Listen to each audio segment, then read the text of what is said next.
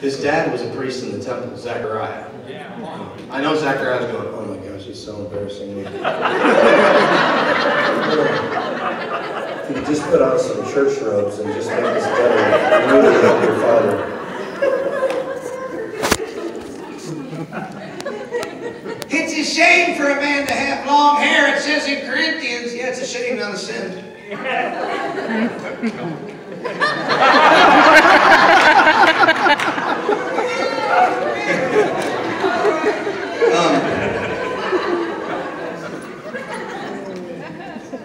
Pretty incredible thing happened in 2008. It was absolutely over the top amazing.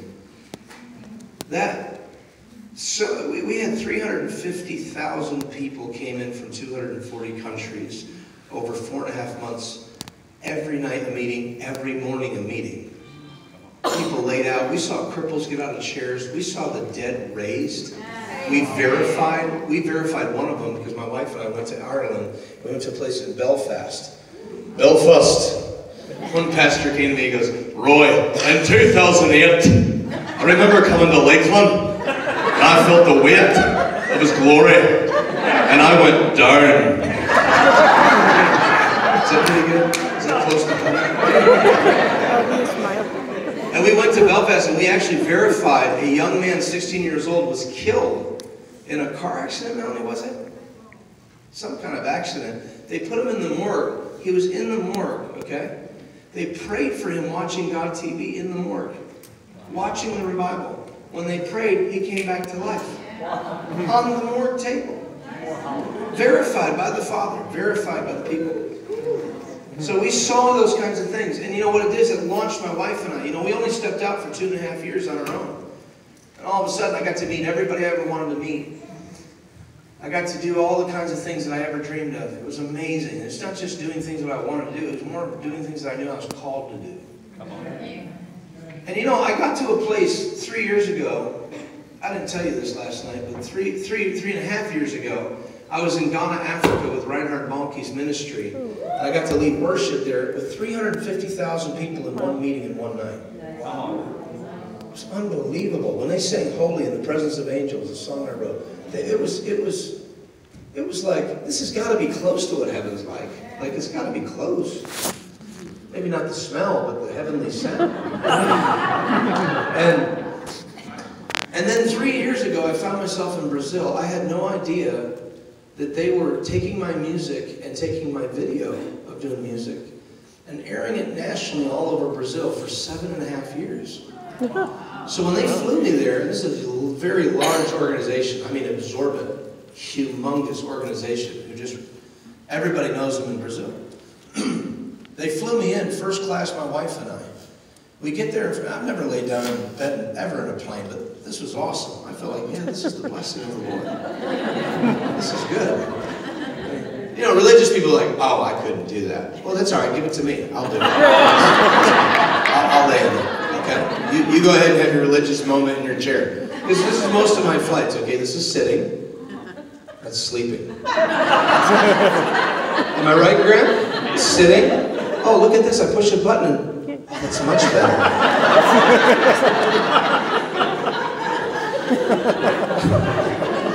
I want to be in ministry. Really?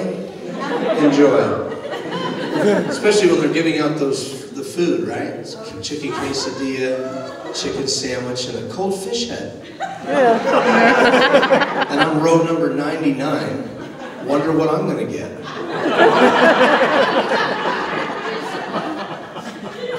By the time they get back to me, it's like the other 2 items don't even exist.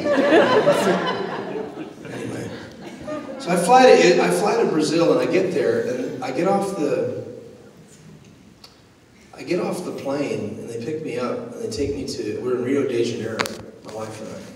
We get there, there's thousands of people there, and they're crying.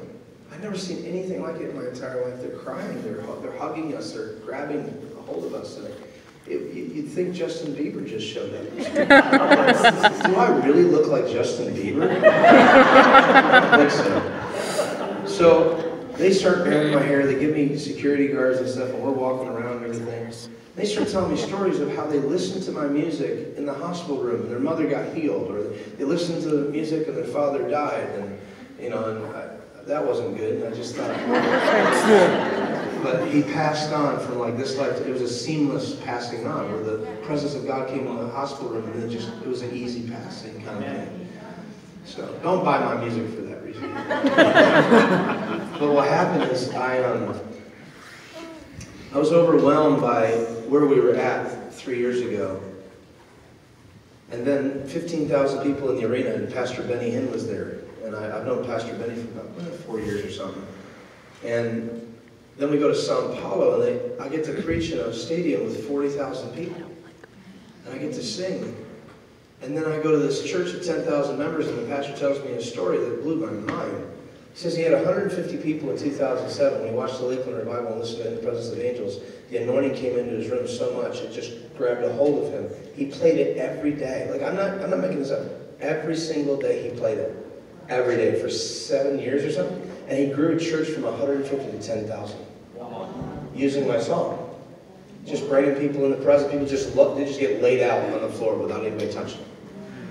He's weeping, telling me the story. I'm overwhelmed. I'm like, this is unbelievable. Like, you never know what you do is going to touch somebody around you. You don't even know the seeds you planted.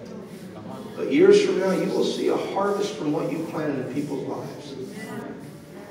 And so, to bring you up to speed here, I come back from Brazil. It's an amazing trip. And really, they gave me an enormous honorarium to put towards the ministry. And I just thought, is this legal? And I did. I thought, is this legal? And I came back home, and at that point, this is 3 years ago, at that point, I had had every prophecy come to pass in my life. I had had every single dream I ever dreamt come to pass. 3 years ago. Now, I'm an only child. I was born from a broken home, which just seems to be somewhat of a common story. My mom had a miscarriage, then she had me. Then she carried a baby for 9 months. This is a girl, and it was a stillborn. They did an amniocentesis on her, which means they checked the baby because she was over 40. And I think they killed her, but anyway, they did an amniocentesis, and then she lost the baby a week later. And then she tried to have another baby, and she got remarried, and she hemorrhaged and almost died in Hawaii and had another miscarriage. So I'm it, folks. I'm it. Like, I have to have purpose in my life. I'm the only one left. and I look at all that, and I look what God's brought me through, and now I'm sitting here in a place where I've met every person I ever wanted to meet. Like I said, I dreamed every dream I ever had, it came to pass. Every prophecy came to pass. Everything I ever wanted to do, I'm blessed now. See, we were without a home for almost 6 years. We went on the road. People thought we were crazy. What kind of life is that for your kids?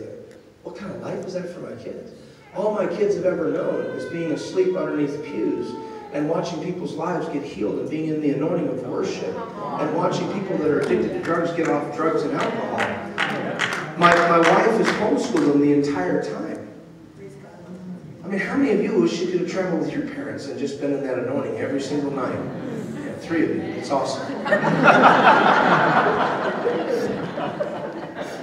Now, Melanie graduated with a 4.8 GPA. Okay? Who's smarter? Me. I married her. So I'm not in a valley, okay? I'm not in a bad place. I've got money in the bank. My music's all over the world. People's lives are being changed through the ministry. I'm watching God do amazing things through people's lives. Through our little tiny ministry, just little Roy and Melanie. We put $3.2 million into the gospel the last 10 years. Into the gospel. We didn't buy a house. We've never owned a house yet to this day. I'm 41 years old. That's not to brag. It's not that, we don't need it. Why? Because we're never home. we don't want to stay home. And we go to strangers and people we don't even know. And we just tell them about Jesus. And we just get them into a place where they can shut the world out and just get connected to the Lord and just start to be changed. And so anyways, I come back home. Now we have a home. We're in a golf course. We live in a gated community.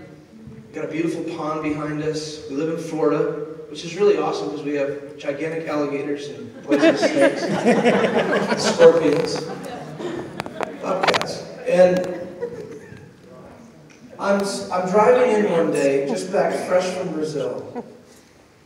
And as I'm driving through the gate, I hear this in my spirit. Oh Lord, humble me. And I go, I didn't pray that.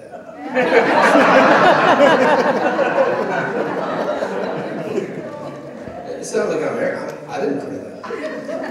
Do you know that your spirit will pray for you when you don't know what to pray? Your spirit will pray for you when you don't know what to pray. You know why you pray in tongues? You don't want to hear what you're praying.